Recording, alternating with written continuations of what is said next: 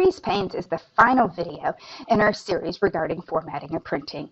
Freeze panes can be found on the View tab, which appears the View ribbon, and it's right here. Freeze panes allows us to freeze panes between a row and a column, freeze the top row, or freeze the first column.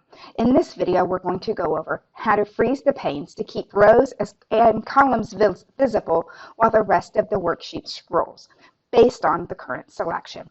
So the profit and loss statement for Happy Villas that we've been working with has the panes already frozen. And how can I tell? Well, I can tell that the panes are frozen because there's a slight gray line between column D and E, as well as between row 5 and 6. I can further tell that the panes are frozen when I scroll down.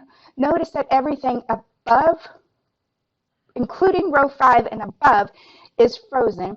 And as I scroll across, columns A, B, C, and D are also frozen.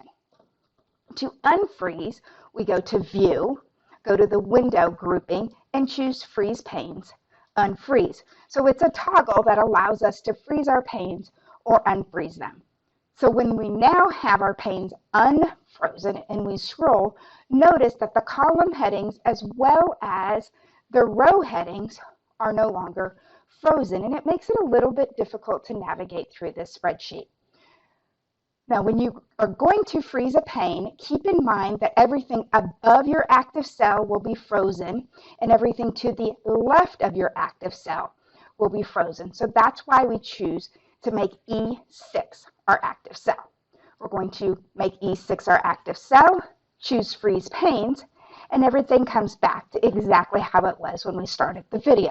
So now with the panes frozen, I can scroll down as well as scroll across in my spreadsheet and still am able to see the chart of accounts to the left as well as the time periods to the top.